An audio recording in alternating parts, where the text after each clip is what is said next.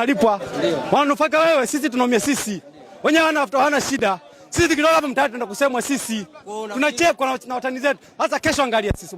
Wanacheza kesho Yanga. Wanacheza mpira. Wewe unafikiri kwamba viongozi wanawaangusha? Acha tofauti zao. Yaani huo ndio ukweli ambao upo. Kwenye klabu ya Simba kuna tofauti kubwa. Wanashindwa kuambiwa. Lakini viongozi wamewaletea kocha mpya. Kocha hamna shida. Tofauti kwenye klabu. Tofauti kwenye klabu. Anatoka huyu anageuka huyu. Anatoka huyu anageuka huyu. Wapi na wapi? Kwa hiyo changamoto kwanza ipo ndani ya klabu ya Simba. Yaani ndio ukweli ambao upo. Ndani ya klabu ya Simba kuna shida. Kuna shida kubwa. Wanashinda kuambiwa ukweli.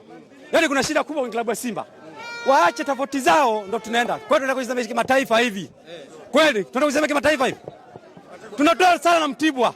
Mtoto mdogo amekuja kwenye daraja juu, ameshuka daraja, amekuja amepanda juzi. Mtibwa amepanda daraja jana. Tunatoa naye sare. Tunaenda mechi kimataifa jamaa. Tunachezaje mpira namna hivi? Tunataka kufanya nini?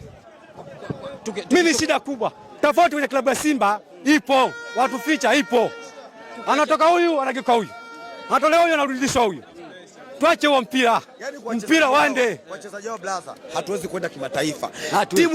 Mtibwa ni timu ya kawaida sana ambayo inaweza kucheza hata na huko mtaani na timu zetu za Uswahilini. Lakini hii timu ilivyocheza hapa, tatizo haliko kwa kocha, tatizo kwa viongozi. Viongozi wameokota wachezaji, yaani wachezaji wameokotwa tu, wameletwa hapa. Umeona? Simba tunalijua sisi, sio Simba hii. Simba imecheza kama blaza, hadi kama sio Simba. Kwa sababu ukiangalia kocha yuko vizuri.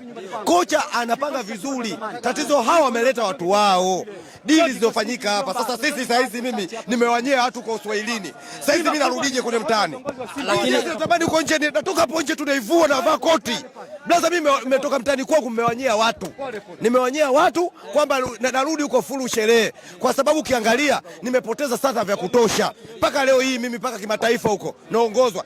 Sina hata cha kujitetea kimataifa. Hata mechi moja sijafanya.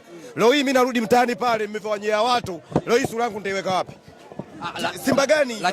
Lakini ndio kwanza tupo katika dirisha dogo la Januari na sajili tumeziona katika dirisha dogo. Sasa tumefanya dirisha dogo. Mchezaji upi ambao anatingisha leo sajiliwa sasa hivi ambao unamuona wewe, hata wewe mtangazaji nikuulize wewe hapa.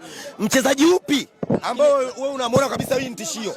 Lakini si mngewapa mashine sawa tu. Hiyo mashine mdomoni. Mashine ziko nyingi, kuna nyingine zinasaga na kukoboa. Sasa hii mashine gani? Wewe mashine ya kusifiwa tu.